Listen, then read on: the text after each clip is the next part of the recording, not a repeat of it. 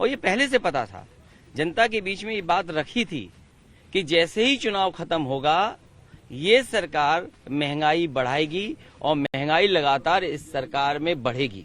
Samajwadi party को जनता का संघर्ष का जनादेश मिला है। भारतीय जनता पार्टी गुंडागर्दी, भारतीय जनता पार्टी गुंडों का सहारा लेकर के लोकतंत्र को खत्म करने में लगी है। डॉक्टर राम मनोहर लोहिया जी को याद करने के लिए हम सब इकट्ठे हुए हैं और लोहिया पार्क, जहां पर डॉक्टर राम मनोहर लोहिया जी की प्रतिमा लगी है, 23 मार्च को समाजवादी लोग यहां इकट्ठे होते हैं, उन्हें याद करते हैं। जो सिद्धांत, जो रास्ता डॉक्टर राम मनोहर लोहिया ने दिखाया, उसी रास्ते पे लगातार समाजवादी पार्टी चल रही है।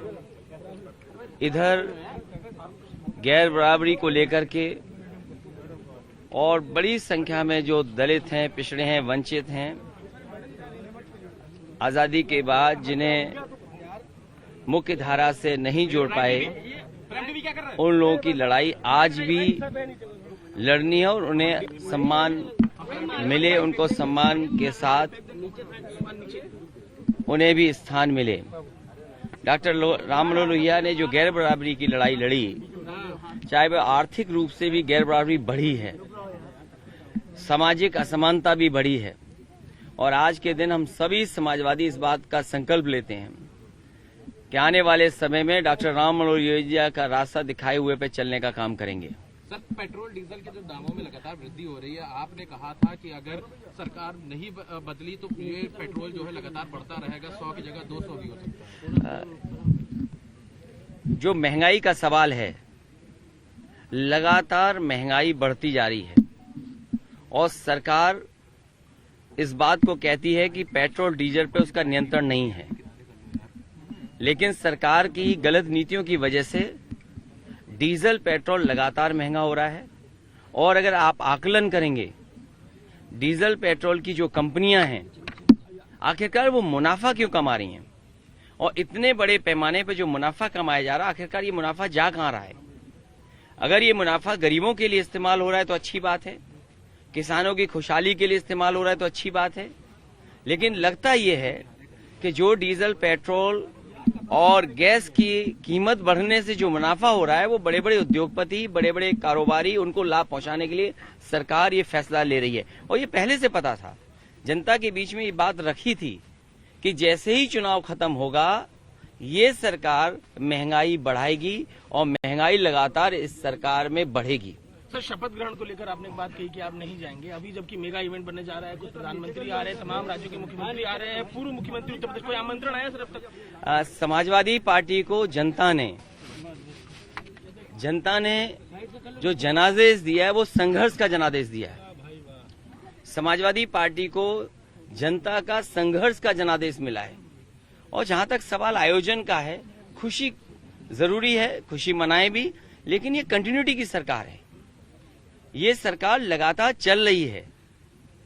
और जो सरकार 5 साल में कोई ऐसा स्थान न बना पाई हो जो उन्हें प्रेरणा दे सके, कम से कम समाजवादियों का काम उन्हें प्रेरणा देगा कि आने वाले समय में ऐसा काम करें। सर, चुनाव परिणाम में देखने को मिला था कि मायावती जी का वोट फाड़ दिए गए, कई समाजवादी ये पर्चे नहीं दाखिल कर पाए। भारतीय जनता पार्टी गुंडागर्दी, भारतीय जनता पार्टी गुंडों का सहारा लेकर के लोकतंत्र को खत्म करने में लगी है। और ये पहला उदाहरण नहीं है।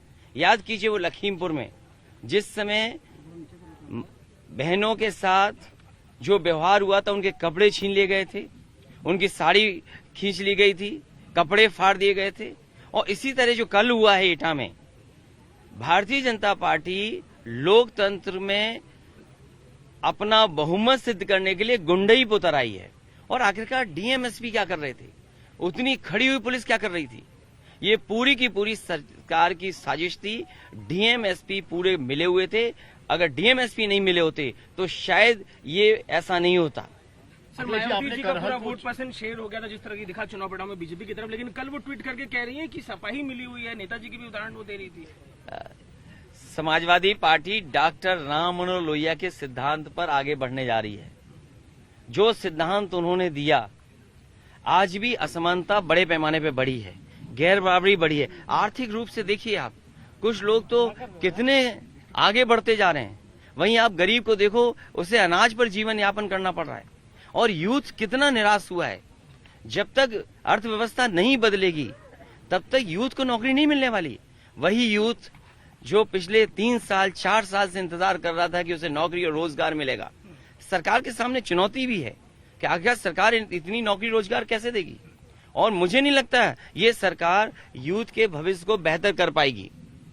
आपने करहल का डिसीजन लिया है आजमगढ़ के ऊपर, क्या मैसेज देना चाह रहे हैं? समाजवादी पार्टी को संघर्ष का जनादेश मिला है और सदन में रहने का मौका मिला है। सदन से लेकर के सड़क तक समाजवादी पार्टी अपने कार्यक्रमों सिद्धांतों को लेकर के आगे बढ़ेगी। सर, आप जिन जगहों से चुनाव लड़े हैं, अगर आपने सीट छोड़ी है, पारिवारिक संबंध रखे, हमेशा परिवार के लोग वहां पर जाके लड़े हैं, तो क्या आजमगढ़ छोड़ रहे हैं? आपकी पत्नी ये आजमगढ़ के लोगों से मेरी बातचीत हुई थी, वहाँ के कार्यकर्ता और नेताओं से बात हुई है।